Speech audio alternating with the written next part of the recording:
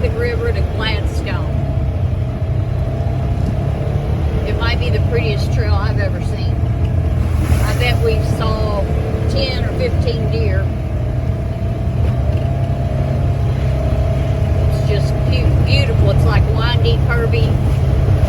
Most of it's like a sandy, dirty trail.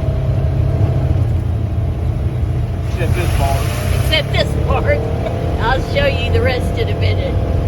It's beautiful. Like this.